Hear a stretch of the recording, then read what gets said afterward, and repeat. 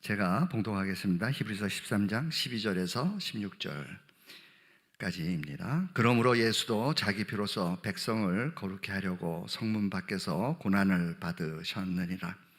그런즉 우리는 그 능력을 지고 영문 밖으로 그에게 나아가서 우리가 여기는 영구한 도성이 없고 오직 장차 올 것을 찾나니, 이러므로 우리가 예수로 말미암아 항상 찬미의 제사를 하나님께 드리자. 이는 그 이름을 증거하는 입술의 열매니라. 오직 선을 행함과 서로 나눠주기를 잊지 말라. 이 같은 제사는 하나님이 기뻐하시느니라. 아멘. 오늘 이제 히브리서 13장으로 마지막 이렇게 마무리가 되는 그런 시간이 왔습니다. 실질적으로 이제 13장은 성도들이 어떻게 살아야 되는가에 대한 최종적인 그런 삶의 요구라고 할 수 있죠. 어떻게 보면 권면이라고 할 수 있고 명령이라고도 할 수가 있겠습니다. 히브리서는 굉장히 독특한 대제사장직, 예수 그리스도의 대제사장직을 우리에게 알려주면서 십자가의 그 놀라운 은혜, 감당 못할 그 하나님과 우리와의 그 화해 사건을 어떻게 더 그 기초에만 머물리지 않고 어떻게 더 하나님의 사람으로, 즉 하나님의 형상으로 회복되지며 어떻게 하나님의 영광을 이 땅 가운데 나타낼 것인가, 우리를 통해서, 교회를 통해서 어떻게 사람들에게 하나님의 그 영광을, 그 하나님의 선하심과 거룩하심을 어떻게 나타낼 수 있겠는가에 대한 어떻게 보면은 정말 보석 같은 그 진리들을 우리에게 알려주었습니다. 그리고서 이제 그 내용들을 마무리하면서 13장에 와서 그동안 1장서부터 12장까지 왔던 그 귀한 내용들, 한마디로 이렇게 정리를 하자면은 말씀을 따라서, 믿음을 따라서, 보혈을 따라서, 십자가를 따라서, 그리고 성령을 따라서, 믿음을 따라서, 선한 양심을 따라서, 거짓 없는 믿음을 따라서, 깨끗한 마음을 따라서 살아야 된다라고 그렇게 종합적으로 우리에게 알려주고 있죠. 근데 특별한 게 하나가 나왔는데요. 오늘 13장에 보면 다 그 얘기예요. 믿음 따라서, 말씀 따라서, 보혈 따라서, 십자가 따라서, 선한 양심 따라서 그렇게 살아야 된다. 그렇게 권면을 하는 거죠. 근데 특별히 하나가 나타났는데, 목사를 따라서, 즉 너희를 인도하는 목사를 따라서 살아야 된다라고 그렇게 아주 특별한, 감히 목사인 제가 말할 수는 없지만은 성경에서 그렇게 우리에게 지금 알려주고 있는 거죠. 순종하고 복종하라라고 그렇게 우리에게 알려주고 있습니다. 뿐만 아니라 그 말씀으로 너희를 인도하던 그 지도자, 즉 목사를 말하는 거죠. 오늘날 보면 교회 목사입니다. 그 목사의 그 행실을 보고, 그리고 그의 그 믿음이 결국에 어떻게 선하신 하나님의 은혜로 이루어가는지를 너희가 보고 본을 받아야 된다. 그리고 그 목사를 힘들게 하지 말아야 된다. 즐거운 마음으로 그 목회를 할 수 있도록 해줘야 된다라는 그러한 권면을 특별하게 13장에서 우리에게 알려주고 있습니다. 그래서 오늘 본문을 보면은 주제가 네 가지로 잡을 수 있겠어요. 하나는 사랑의 삶을 살아라. 또 하나는 믿음의 삶을 살아라. 그 다음에는 찬미의 삶을 살아라.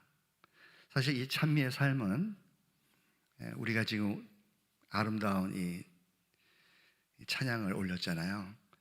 이 아름다운 찬양과 이 찬양에 맞는 증거가 있어야 돼요. 항상 믿음은 바라는 것의 실상이요 보지 못하는 것에 증거가 있어야 되죠. 우리가 하나님께 드리는 이 찬미의 이 제사에는 반드시 우리의 행위가 선한 행실이 따라야 된다라고 그렇게 얘기하고 있죠. 그래서 다시 정리를 하면은 첫 번째는 사랑의 삶, 두 번째는 믿음의 삶, 세 번째는 찬미의 삶, 네 번째는 기쁨의 삶. 이렇게 네 가지 주제로 이 히브리서 13장을 우리가 정리해서 살펴보도록 하겠습니다. 첫 번째, 사랑을 따라 사는 사랑의 삶이죠. 사랑의 삶에는 지금 오늘 본문에 보면은 이웃사랑이 나옵니다.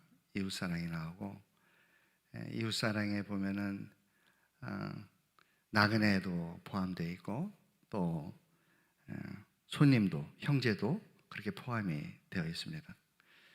그런 사람들을, 소외된 자들을 우리가 사랑해야 된다.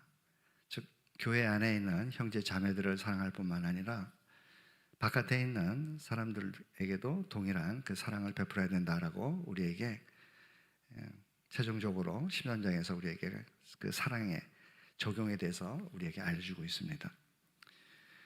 근데 보면은 그 자기 사랑도 나와요. 자기를 사랑해야 된다. 특별히 이 자기를 사랑한다는 것이 좀 역설적이게도 자신의 그 정욕을 따라 살지 않는 것이 자기를 사랑하는 삶이다라고 그렇게 알려주고 있습니다. 살펴보겠지만은 그게 무슨 의미인지 살펴보고요. 그 다음에 하나님을 사랑해야 돼. 즉 두 주인을 섬기지 말고, 즉 돈이 악의 뿌리라고 그렇게 돼 있죠. 그러니까 악의 뿌리인 돈을 사랑하지 말고 두 주인을 섬겨서는 하나님의 사랑을 기억하고 돌이켜 본다면은 결코 우리가 그러한 물질의 유혹에 빠지지 않고 참으로 하나님과 동행하는 아름다운 선한 삶을 살 수 있다라고 그렇게 우리에게 알려주고 있습니다.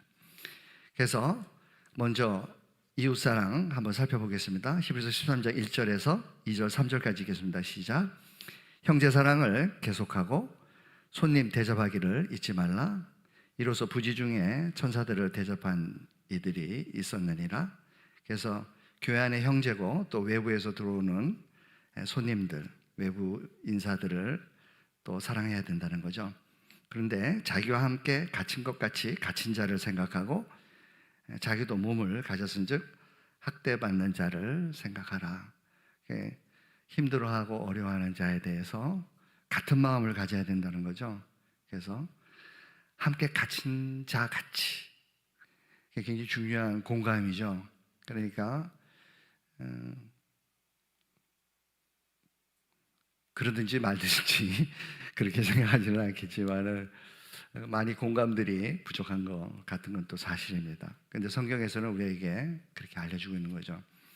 어려움에 처한 자들을 같은 공감을 느끼면서 그들을 함께 슬퍼하고 함께 위로하고 함께 그 고난을, 그 짐들을 나누어줘야 된다라고 그렇게 알려주고 있는 거죠. 예수님도 그런 말씀하셨죠. 내가 줄일 때 너희가 먹을 것을 주었고, 내가 헐벗었을 때 또 옷을 갖다 입혔고, 목말랐을 때 너희들이 물을 주었고, 또 병들었을 때 돌아보았고, 내가 갇혔을 때 너희가 방문했다. 이렇게 얘기를 하니까 그게 앞에 있던 사람들이 나는 그런 적 한 적이 없다고 그렇게 얘기를 하죠. 그랬더니 그렇게 소외된 자들을 향하여 한 것이 바로 나를 향하여 한 것이다 라고 그렇게 이야기를 하고 있습니다. 또 마지막 심판 때에 어떤 갈림길에서 반드시 그런 선한 행위에 대해서 하나님께서는 지금 짚겠다라고 그렇게 이야기를 하셨고, 예수님이 이렇게 말씀하셨죠. 뿐만 아니라 모든 성경에는 우리를 구원하신 그 목적이 뭐라고 그랬죠? 에베소서 2장 10절에 보면은 선을 행하기 위함이라고 그랬어요. 선을 행하기 위함이라고. 그러니까 참 오늘날 보면은 너무나 우리가 그 교회 목적이 어디에 있는지 이렇게 혼돈한, 이제 우리가 살펴보겠지만 미혹의 영들에 의해 가지고 귀신의 가르침이라든지 이런 것들이 들어와서 교회 안에서 마음껏 이렇게 진리들이 굉장히 선을 행하는 것 자체가 별 가치가 없는 것처럼, 그렇게 아주 하찮은 일처럼 여겨지는 그렇게 문화가, 기독교 윤리가 그렇게 형성돼 가는 것을 볼 수가 있습니다. 근데 굉장히 중요한 거죠, 선을 행하는 게.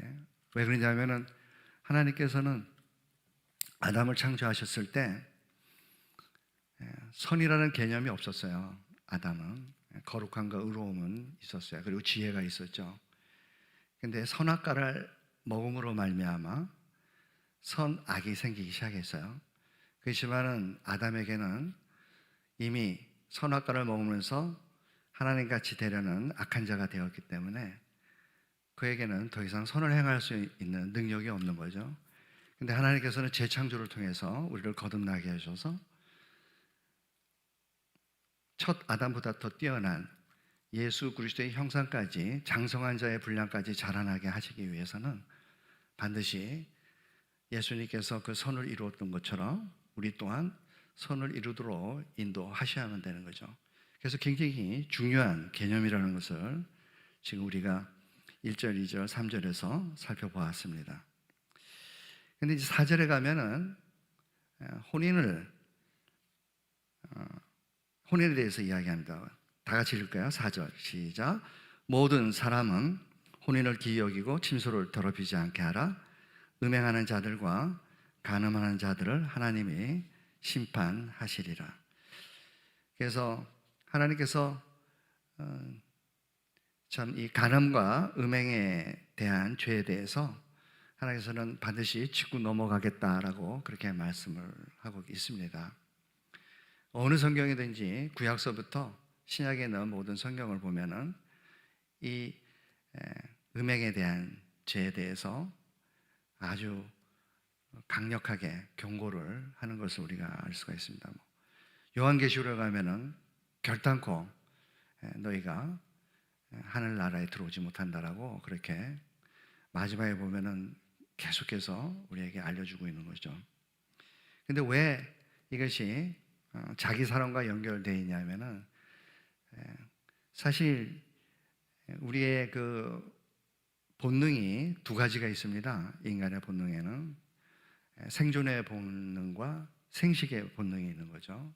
이 두 개는 결코 우리가 그 본능으로 하나님께서 우리에게 심어놓은 그러한 기능이기 때문에 정말 넘어지기가 쉬운 거죠. 좀 이따가 보면은 돈에 대한 문제도 나오지만은 생존에 대한 본능이거든요. 우리가 계속해서 열심히 살려고 그러고 하는 그러한 모든 배후에는 생존의 본능이 있어요. 근데 실질적으로 그 생존의 본능만큼 중요한 본능이 바로 생식의 본능이에요. 그거는 모든 생명체에게 하나님께서 주신 그 본능이기 때문에 우리도 예외가 아닌 것이죠. 그렇지만 하나님께서는 우리의 그 거룩함을 유지하기 위해서 혼인이라는, 결혼이라는 그러한 제도를 통해서 우리의 그러한 생식과 그 본능이 왜곡되지 않도록 그렇게 만들어 주신 거예요. 근데 성경에서 보면은 자기 사랑과 왜 연결이 되냐면은 우리의 몸이 만약에 우리가 예수 그리스도를 구주로 영접하게 되면은 성령을 우리가 받게 되잖아요. 그죠? 성령이 우리의 전으로 삼는다 그래요. 물론 그렇게 표현 안 하는 이단들도 있어요. 성령이 오는 게 아니라 성령의 사역이 오는 거다라고. 그것도 교회를 통해서 성령의 사역이 오는 거지. 인간은 나대불 나투신에서 결코 변할 수가 없다. 단지 예수 그리스도가 십자가에서 죽으시고 피 흘림으로 말미암아 부활하심으로 말미암아 완벽하게 화해를 이루었기 때문에 그 진리를 끊임없이, 그것도 진리라고 표현하기보다는 사건이라고 표현해요. 그 사건을 경험하고 끊임없이 오늘도 내일도 모레도 끊임없이 그것을 해야만 된다라고 그렇게 이야기를 합니다. 그러니까 성령조차도 성령을 주옵소서 뭐 이럴 때 실제로 우리가 생각할 때는 우리 마음 안에 성령께서 내주하셔서 우리의 그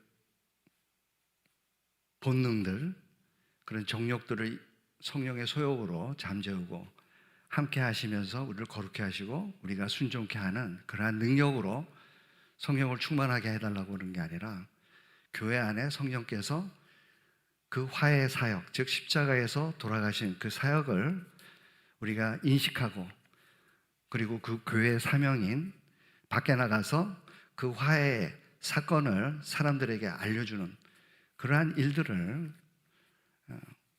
그것이 바로 성령을 받으려고 하는 목적이고 그런 의미를 가지고 있는 거예요. 죄에 대한 의미도 틀려요.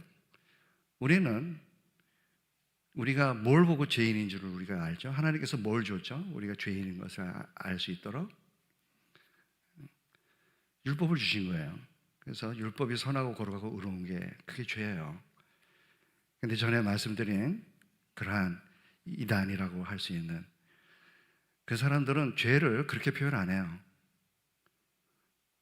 교만하고 태만하고 기만이다라고 표현해요. 그게 무슨 얘기냐면은 사실 맞아요. 교만도 죄고 태만도 죄고 기만도 죄죠. 그건 죄의 결과예요.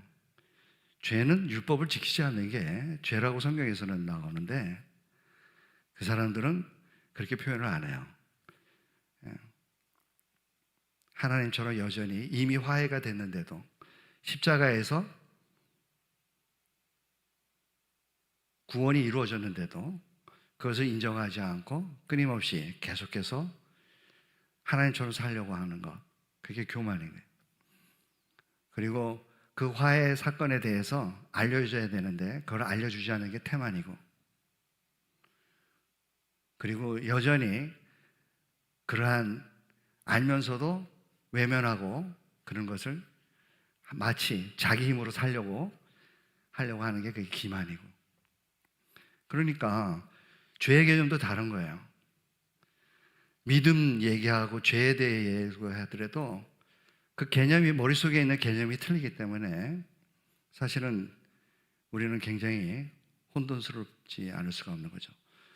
어쨌든 지금 말씀으로 돌아가서 자기를 사랑해야만 되는 그 개념이 어디에서 나냐면 바로 성령 하나님이 우리를 성전으로 삼으시기 때문에 만약에 성령께서 계시는 자신의 집을 만약에 더럽힌다면은 그것은 바로 하나님께 바로 죄를 직접적으로 변하는 것이죠. 그렇기 때문에 하나님께서는 반드시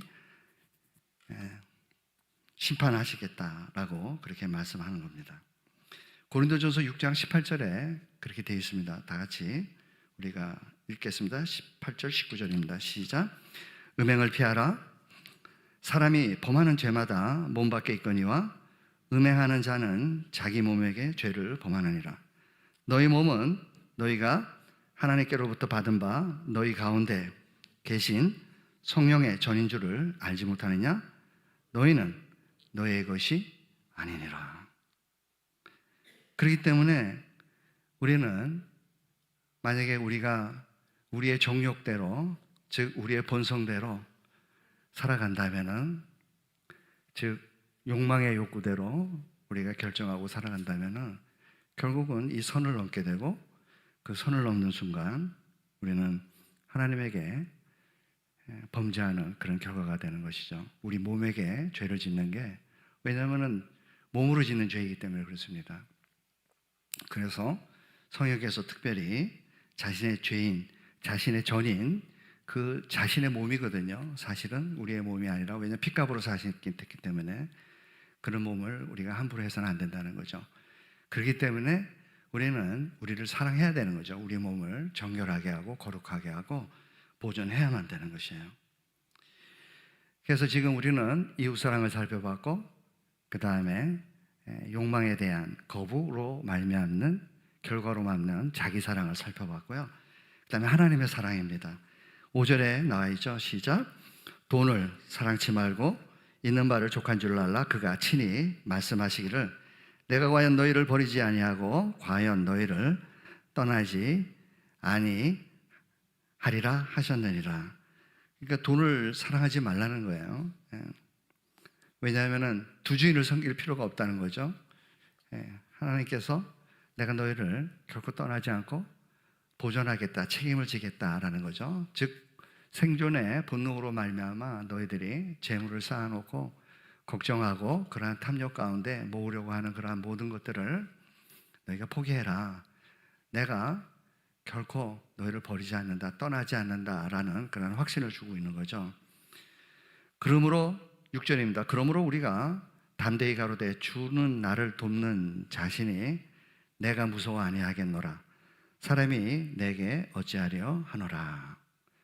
그렇습니다. 우리가 찬양했던 것들, 주님의 사랑, 주님의 선하심, 주님의 은혜를 우리가 돌이켜 본다면은 참 우리가 그 경험했던 그 하나님의 은혜를 돌이켜 본다면은 정말 두려울 게 없는 거죠. 성경에는 그보다 더 많은 약속들과 그리고 우리가 경험했던 것들이 있습니다. 그런 것들을 우리가 기억하고 생각해 본다면 그 말씀을 진리로 받아들인다면은 우리는 결코 두려워할 게 없는 거죠. 창세전에 우리를 이미 하나님의 자녀로 예정하셨어요. 그리고 정말 놀랍게도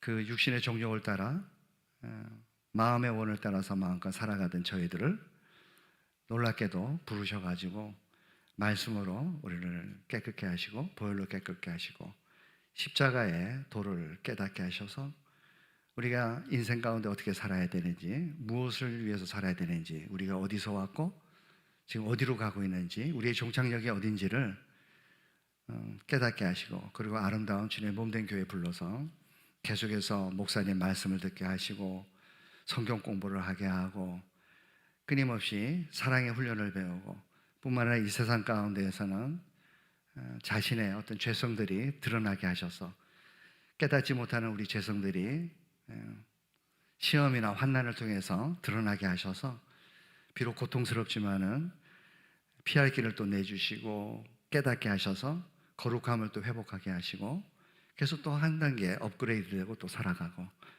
그래서 not able not to sin에서 able not to sin으로 그렇게 죄를 안 질 수도 있는 그런 모습으로 우리를 살아가게 만드는 것이죠. 십자가의 그 도를 알게 해서 자기 피로 속죄를 하셨을 뿐만 아니라 또 은혜의 보좌 앞에 또 대제사장으로 계시면서 맹세까지 하셨어요. 내가 너를 복주고 복주며 번성케 하고 번성케 하리라.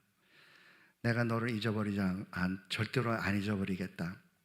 반드시 구원의 길로 너를 인도하겠다. 중보기도도 하고 계시죠. 뿐만 아니라 우리가 죄를 져도 고통스러운 마음으로 주님 앞에 가면은 괜찮아, 그렇게 죄를 지어도 돼가 아니라 다시 시작하자. 다시는 죄를 짓지 마라. 힘들지? 나도 겪어봐서 알아. 그게 그 유혹이 얼마나 강한지. 그래도 이겨내자. 시작하자. 내가 도울 거야. 너 반드시 이길 수 있어. 성령님께 의지해.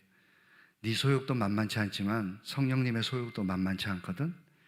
한번 해보자 라고 우리를 격려하면서 또 힘을 주시는 거예요. 그래서 우리는 그 약속을 믿고 그 새 언약의 약속을 가지고 또 도전하는 거죠. 또 싸우는 거예요. 그래서 엎어지고 깨지고 하지만은 이른 것이 7번에 그 용서하시는, 용납하시는, 공감하시는 그 하나님의 은혜로 우리는 참으로 부족함이 없는 거죠. 그런 것을 기억할 때마다 우리의 종착역은 결국은 개인적 종말에 갈 것 같으면 천국일 거고, 그죠? 주님 내일이라도 오시면은 일반적 종말론에 의해서 우리는 휴거가 될 겁니다. 그리고 이 땅에는 새로운 하나님의 나라가 이루어지는 거죠.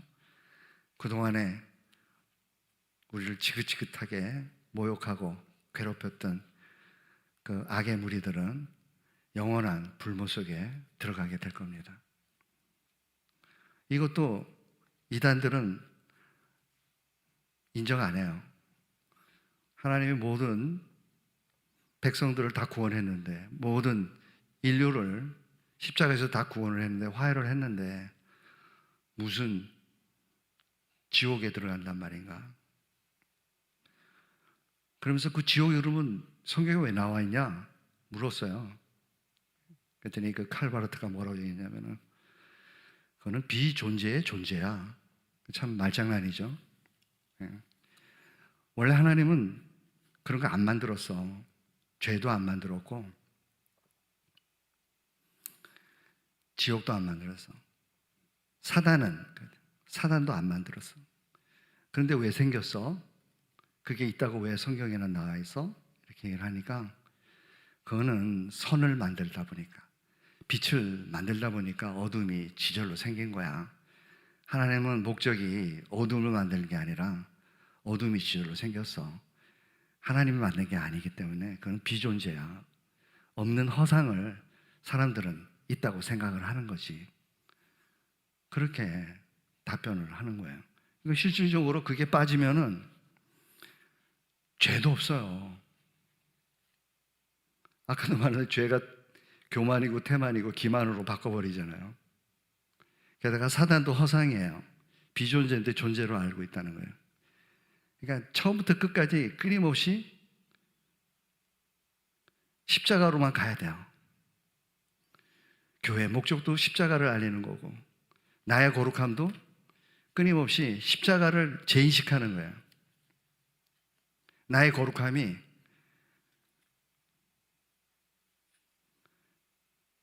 하나님께서 이루어준 예수 그리스도의 생명의 말씀, 살아있는 말씀, 그 언약의 성취, 그 예수 그리스도가 이루신, 그럼 얼마나 멋있어요, 그죠? 정말 우리가 가장 소중하게 여기는 진리잖아요. 그 진리를 다 망가뜨리는 거예요, 그냥. 그 아름답고 그 놀라운 그 진리들을. 옛날에 건 20년 전에 우리 이렇게 산악부 친구가 하나 있습니다. 열심히 교회도 같이 다녔어요. 그 아내 전도회 해가지고 열심히 다니더라고요. 근데 그 부인이 뭘 얘기를 하는데 계속해서 우리 목사님하고 만나서 같이, 제가 이제 미국에서 사역하다가 잠깐 들어왔을 텐데, 자기가 섬기는 그 담임 목사하고 나랑 같이 연합사역을 했으면 좋겠다라고 그렇게 얘기를 하는 거예요. 그래서 설교하는 거를 이렇게 들어봤더니 그쪽인 거예요. 그래서 그게 아니라고, 잘못 짚었다고 그렇게 얘기를 했어요. 근데 그게 왜 잘못됐냐고, 우리 목사님은 오로지 십자가와 복음만 전한다고. 그 성경에 나와 있는 대로 그렇게 말하는데 왜 문제가 있냐고.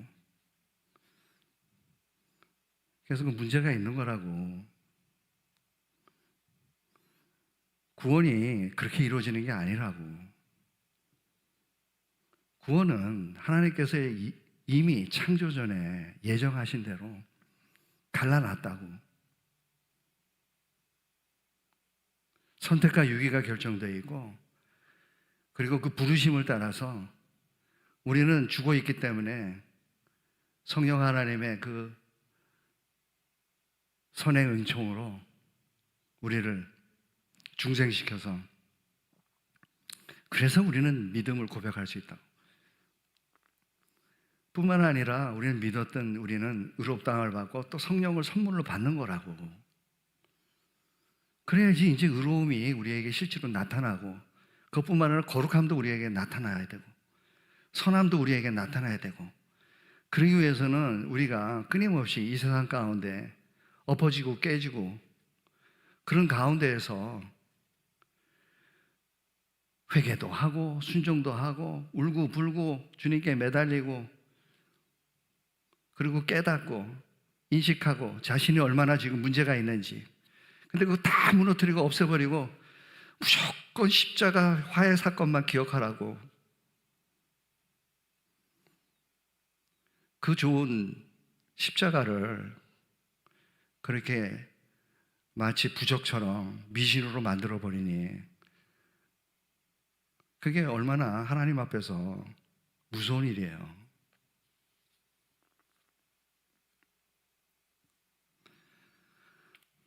정말 깨어 있어야 되는 거죠.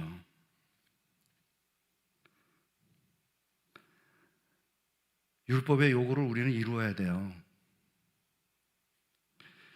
율법을 지키면 종교인이라고 그렇게 칼바르트는 그렇게 매도를 해요. 율법은 또 성경에 보면은 율법의 요구를 이룬다고 돼 있잖아요. 그러니까 그건 또 복음이라고 얘기를 해요. 그러니까 왔다리 갔다리 하는 거죠. 존재도 비존재고. 화해된 자가 그러면 왜 죄를 짓냐? 그랬더니 그거는 불가능성의 가능성이다. 또 이렇게 얘기를 해요. 제가 이런 얘기를 지어내는 게 아니라 제가 그 책을 중앙도서관에 가면은 칼바르트의 로마서 강해가 있어요. 그 보면 그렇게 돼 있는 거예요. 워낙 어려운 얘기라 정말 알아듣는 한 100줄이 있으면은 알아들을 수 있는 게 한 4줄, 5줄밖에 없지만은 그렇게. 그런데 그 번역한 사람이나 수많은 사람들이 20세기의 최대의 신학자라고 그렇게 칭송을 하는 거예요.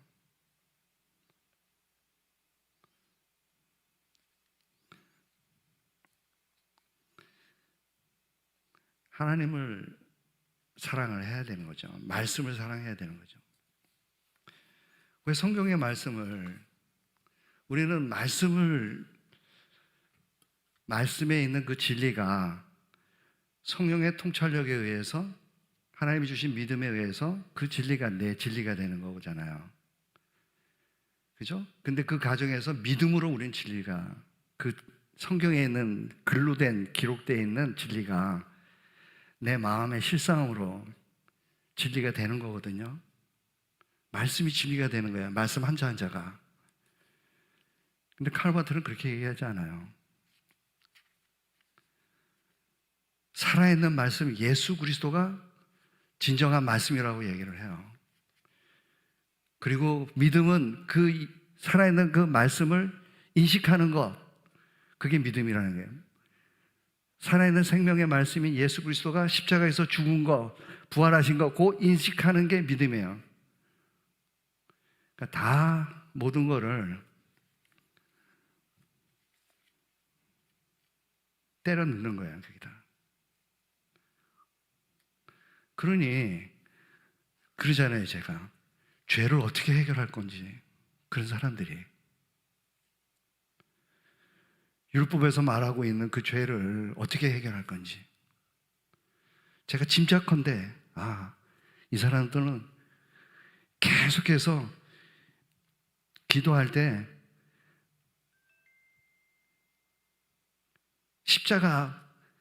십자가만 부르시겠구나. 근데 또 놀라운 거는 유신론은 전에도 설명을 드렸어요. 하나님과 이 피조물의 세계, 어떻게 보면 인식의 세계, 인간의 세계가 이렇게 겹쳐진다 그랬어요. 하나님이 인간의 세계에 공집합으로 들어온단 말이에요. 근데 이신론은 뭐예요? 하나님이 시계공처럼 시계를 만들어 놨어요, 이 세상을. 하나님은 타자로서 떨어져 나가요. 알아서 이 세상의 진리대로 우리는 살면서 찾아내야 돼. 이게 이신론이에요. 범신론은 이 세상 전체가 하나님이에요. 그러니까 하나님이 없는 거랑 마찬가지예요. 바람도 하나님이고 물도 하나님이고. 칼바르크가 말하는 그 하나님과 인간의 관계는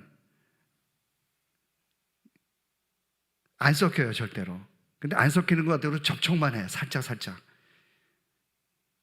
이게 뭐냐면은 절대로 하나님은 영원한 타자이고 인간이 소유할 수 없는 거룩한 절대적 초월적인 존재이기 때문에 하나님이 살짝 나타날 때만, 즉 사건으로 경험할 때만 우리 인간은 은혜를 받을 수 있는 거예요. 그러니 이런 체계 안에서 어떻게 그런 것들이 다 감춰져 있어요. 같은 단어를 쓰는데 마치 북한 애들이 우리가 쓰는 언어들을 개념을 바꿔서 쓰는 것처럼 그렇게 바꿔서 써버리니까 우리의 그 신앙생활이 얼마나 왜곡될 수밖에 없겠어요. 절대로 안 되는 거죠. 그건 범죄입니다.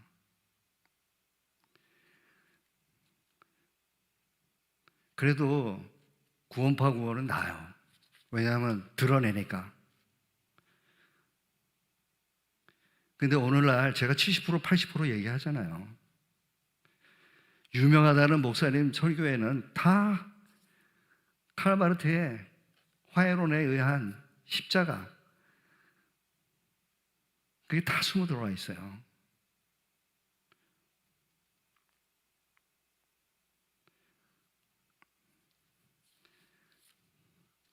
조금이라도 행위 쪽에 가려고 그러면은 다 종교인이라고 외도당하고, 기도 많이 하는 사람이 기도 안 하는 사람한테 가서 기도 좀 하세요라고 하면은 그게 종교인이라고 그렇게 막 얘기를 한단 말이에요. 그러니 기도 안 하는 성도들은 얼마나 마음이 따뜻해지고 좋겠어요. 요한일서 4장 18절입니다. 다시 읽겠습니다. 시작. 사랑 안에 두려움이 없고 온전한 사랑이, 사랑 안에 두려움이 없고 온전한 사랑이 두려움을 내어 쫓나니 두려움에는 형벌이 있습니다. 두려워하는 자는 사랑 안에서 온전히 이루지 못하느니라. 즉 두려워할 필요가 없다는 거죠. 어떤 경우에도 두려워하지 말고 하나님의 그 놀라운 사랑, 보혈, 성령의 돌보심, 소욕, 그리고 중보하시는 예수 그리스도, 살아기 위해서 지금 사역을 하신단 말이에요. 지금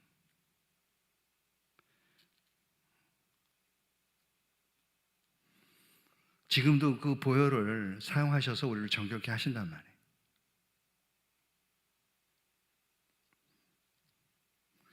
예수 그리스도는 어제나 오늘이나 영원히 동일합니다. 구약에서 요구했던 그 하나님의 거룩함과 의로움과 선하심은 동일해요. 구원받았다고 됐어, 라이센스 줄게, 죄에 대해서 자유해도 돼, 죄 그거 별거 아니야, 그런 표현해서 안 돼요.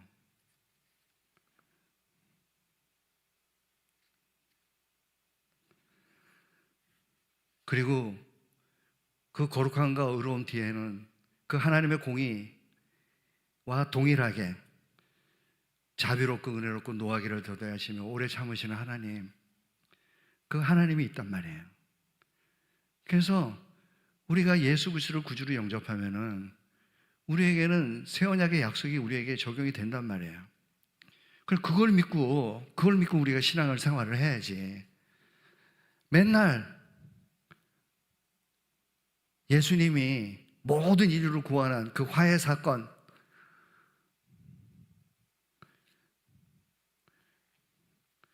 그 선택도 예수님이 했다는 거예요. 유기도 예수님이 하고 삼위일체도 이상해요. 하나님이 선택하고 유기한 그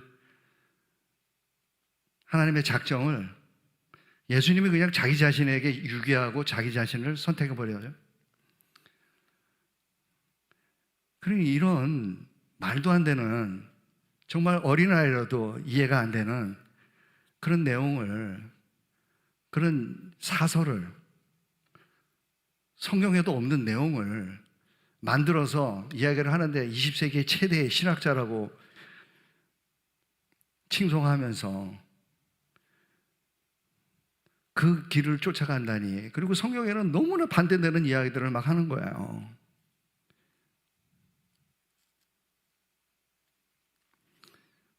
예수 그리스도는 어제나 오늘이나 영원히 동일하십니다. 그 얘기가 히브리서 13장 17절에 나옵니다. 다 같이 읽을까요? 믿음의 삶을 우리가 또 살펴보겠습니다. 7장입니다. 13장 7절입니다. 시작. 하나님의 말씀을 너에게 이루고 너희를 인도하는 자들을 생각하며 저희 행실의 종말을 주의하여 보고 저의 믿음을 본받아라. 누구를 본받으라고 그래요? 너희 인도하는 자를 본받아라.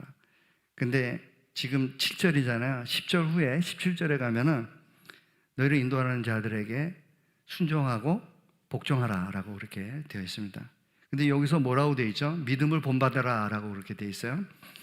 저의 행실의 종말을 주의하여 보고 저의 믿음을 본받으라고 그러죠. 결국은 이 믿음이 뭐예요? 우리가 아는 믿음은 뭐예요? 예수님의 화해 사건이 아니라 우리가 아는 믿음은 살아있는 하나님의 말씀, 기록된 말씀이잖아요. 그 말씀을 따라서 회개하고 믿고 회개하고 순종하는 이 사람들의 행실을 보고 그 믿음의 결과를 보고 따라가라는 거잖아요. 그죠? 그러니 우리의 거룩함과 우리의 순종함이 얼마나 중요해요. 그래서 히브리서는 계속해서 얘기하는 거예요. 광야에 나갔던 그 이스라엘 백성들이 순종하지 않기 때문에 그들은 다 멸망하지 않았느냐. 그 순종이 없었다는 것은 믿음이 없는 거다라까지 표현을 하잖아요. 그러니까 너희들도 정신 차려라. 반드시 순종까지 가야 된다라고 얘기를 하는 거예요. 근데 그게 율법 종교인들이에요?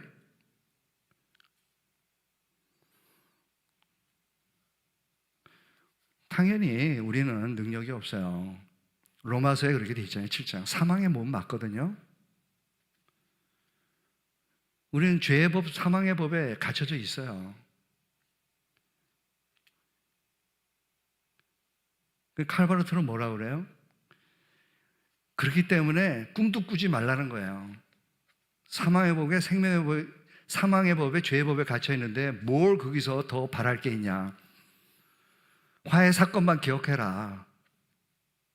그 사건이 너를 도울 거다.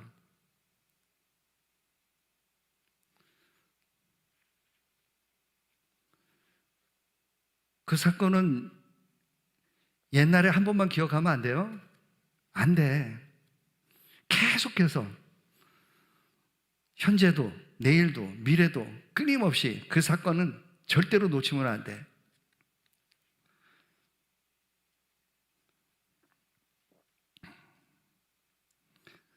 그래서 너무나 잘못되어 있다는 것을 우리는 알아야 되는 거죠. 돌아서야 돼요. 근데 고집하고 지키려고 하다가는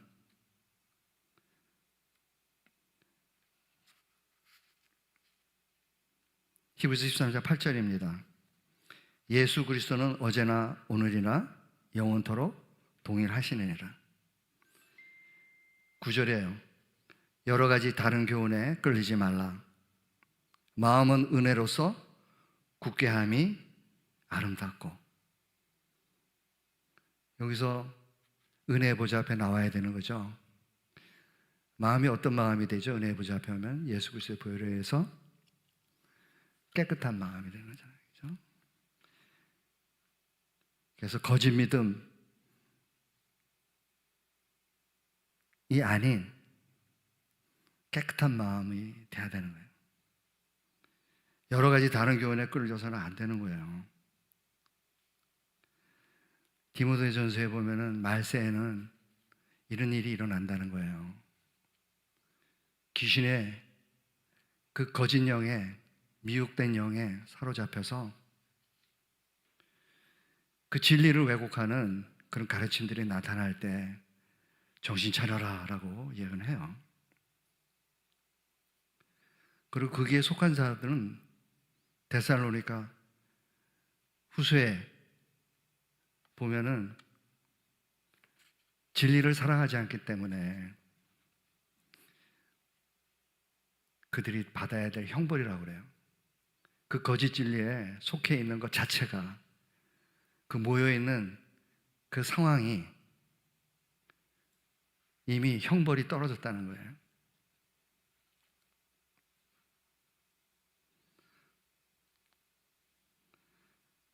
히브리서 13장 10절입니다. 우리에게 제단이 있는데 그 위에 있는 제물을 장막에서 섬기는 자들이 이 제단에게 먹을 권이 없나니 이는 죄를 위한 짐승의 피는 대제사장이 가지고 성소에 들어가고 그 육체는 영문 밖에서 불사름이라. 우리가 이웃사랑, 자기사랑, 하나님 사랑, 사랑 따라서 살아야 된다고 그러잖아요. 여기에는 지금 우리에게 말씀을 전해준 그 지도자의 말씀을 따라서 살았던 그 지도자의 행실을 보고, 즉 말씀을 따라서 그 지도자의 믿음을 보고서 그 믿음을 따라서 살아야 된다고 얘기를 하면서 지금은 또 보혈을 따라서 살아야 된다는 이야기를 하고 싶은 거예요. 우리에게 제단이 있는데 죄를 위한 짐승의 피는 대제사장이 먹을 권한이 없다는 거예요. 왜냐하면 그 제물의 고기와 가죽과 모든 것들은 다 영문 밖으로 갖고 와서 싹 불태워버려, 쓰레기를 위해서 불태워버려야 된다는 거예요. 그것을 지금 이 히브리서 기자는 우리가 이 땅 가운데서 어떻게 의로움과 선함과 거룩함을 나타내야 되는지를, 그것을 예수 그리스도의 모형으로서 우리에게 설명하고 있는 거죠. 예수 그리스도 그 고난을 받을 때 영문 밖으로 나갔다는 거예요. 이 세상에서 그 거룩함과 의로움과 선하심을 우리에게 주시기 위하여 그 고난을 당했기 때문에 너희들도 또한 이 세상에서 그 의로움과 거룩함과 선함을 표현하기 위하여 너희들도 고난을 받아야 된다. 그러면서 너희들이 어떻게 거룩함을 받았냐, 어떻게 구원을 받았느냐, 십자가의 그 도로 받았지 않느냐. 성경은 십자가를 무시하지 않아요. 얼마나 소중한 진리인데요, 십자가가. 우리가 의롭다함을 받고 우리는 결코 우리 스스로 구원을 받지 못해요. 십자가에서 예수님이 피 흘리고 돌아가시지 않으시면은, 우리 죄를 속해 주지 않으면 결코 우리는 구원을 받을 수 없는 그러한 존재예요. 예수님의 보혈은 너무 소중해요. 근데 그 예수님의 그 소중한 십자가의 그 골고다 언덕에서 그 흘리신 피를 온 데다 다 갖다 버리니까 그게 범신론이죠.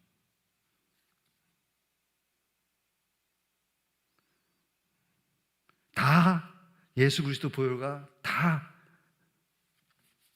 십자가예요. 교회의 사명도 그거예요. 교회를 부르고 교회를 설립하고 그 다음에 우리가 파송되어서 그걸 전해야 되는 거예요. 그리고 또 모아야 돼, 그 사람들을. 교회론이고 기독론이고 성령론이고 신론이고 다 개판으로 만들어놔요. 더 하나님 말씀하고 전혀 상관없이 오직 범신론처럼 만들어버린 그 소중한 예수 그리스도의 십자가의 사역과 보혈을 부적으로 만드는, 부적으로 미신으로 만들어버린단 말이에요. 이게 얼마나 끔찍한 범죄예요.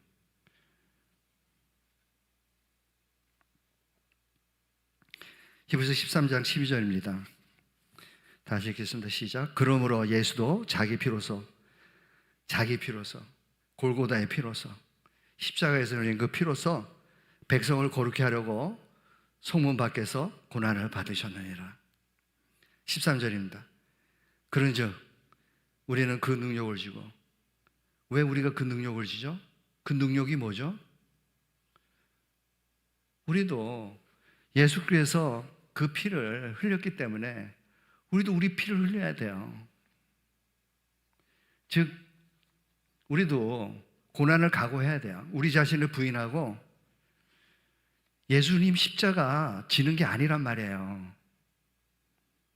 내 십자가를 지라고 예수님이 그러잖아요. 나를 따라오려면은 네 자신을 부인하고 자기 십자가를 지고 따라오라고. 너 부인하고 너 종료, 너 소요 그거 못 받고 성령의 소욕을 쫓아서 날 따라오라고 얘기를 한단 말이에요. 그 얘기를 언제 했어요? 베드로가 이 세상을 다 가지려고 그랬죠. 예수님을 빙자해가지고. 그러니까 예수님이 장로들과 대제사장들과 서기관들에게 내가 고난을 받고 십자가에 못 박혀 죽는다 그랬더니 그런 일이 있어서는 결코 안 됩니다 라고 얘기했을 때 예수님께서 하신 말씀이에요. 사단아 물러거라. 너는 하나님의 일을 생각하지 않고 사람의 일을 생각한다. 그러면서 하시는 말씀이 네가 세상을 다 가진다 하더라도 소유를 했다 그래도 네 목숨을 잃으면 그게 무슨 소용이냐. 자기를 부인하고 너를 부인하고 자기 십자가를 지고 나를 쫓아라 라고 말씀하셨어요. 마태복음 16장 24절에서 26절 말씀입니다. 내 십자가 지고 오라고 하지 않았어요. 내 십자가 믿고 한 게 아니라 네 십자가, 너 자신을 부인할 십자가, 그 십자가 지고 나를 쫓아와. 그 고난의 십자가 우리도 져야 돼요. 그래서 우리가 12장에 얘기했어요. 우리 인생은 마라톤 경주와 같다고. 증인들이 보는, 그리고 십자가에서 그 고난당한 예수 그리스도를 바라보는 거예요. 무시하라는 게 아니잖아요. 예수님의 그 고난을 우리가 생각하면서 우리가 이 고난을 또 걷는 거예요. 그래야지 말이 맞지.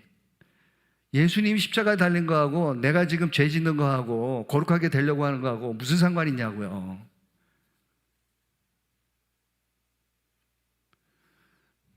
유치원생도 알겠어요.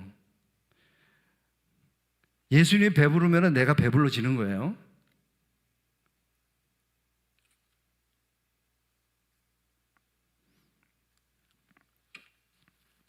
마태복음 13장 15절입니다.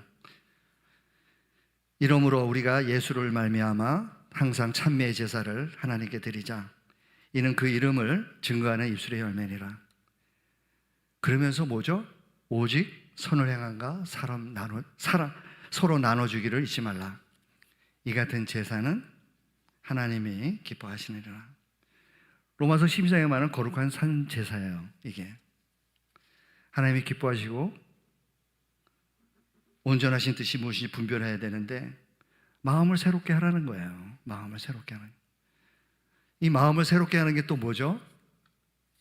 은혜의 보좌 앞에서 예수 그리스도의 보혈로 깨끗한 마음, 청결한 마음이 되는 거잖아요. 그럼 이제 나와야 되겠네요. 뭐가 나와야 되죠? 선한 양심이 나와야죠. 당연히 나옵니다. 어쨌든 선을 행함과 서로 나눠주기를 잊지 말라. 요한복음 4장 23절에 예수님께서 우리에게 가르쳐준 거예요. 신령과 진정으로 예배드려야 된다.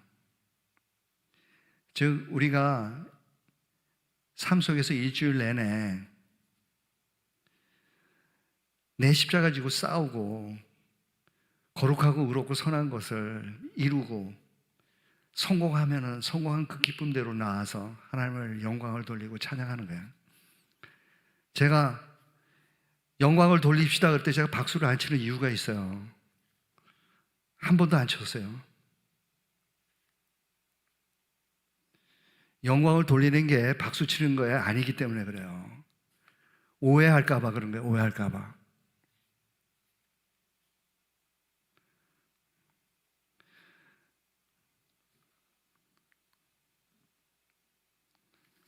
신령과 진정으로 예배를 드리는 게 우리가 삶으로 드리는 그 예배가 하나님께 영광 돌리는 박수예요.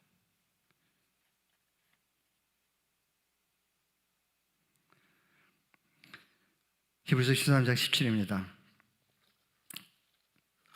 너무 송구스럽습니다. 이 본문을 읽기에는. 17절 시작. 너희를 인도하는 자들에게 순종하고 복종하라. 저희는 너희 영혼을 위하여 경성하기를 자기가 회개할 자인 것 같이 하느니라. 너희로 하여금 즐거움으로 이것을 하게 하고, 영혼을 위하여, 성도님들의 영혼을 위하여 회개를 해야 돼요. 제가 왜 이렇게 쓴소리를 해야 되는지, 왜 맨날 이렇게 무거운 얘기만 해야 되는지, 그거는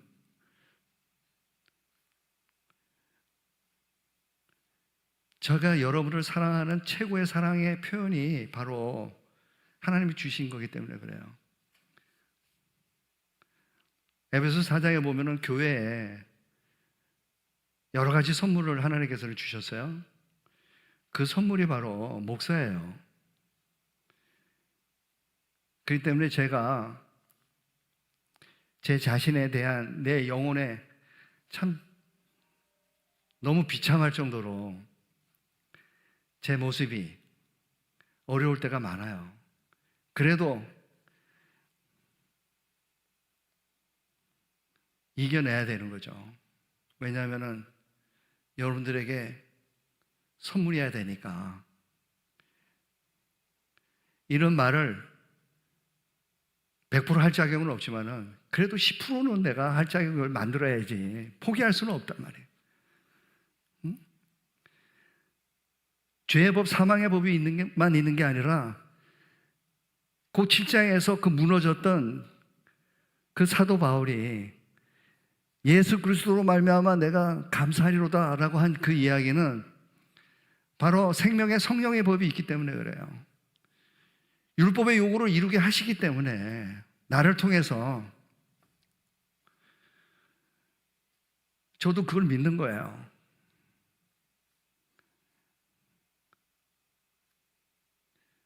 저라고 생존의 욕구가 없습니까?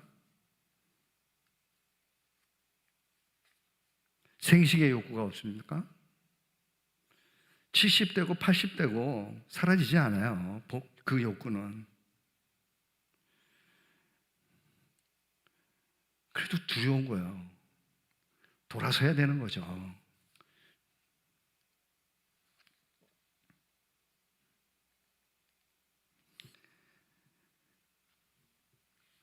회개할 자예요.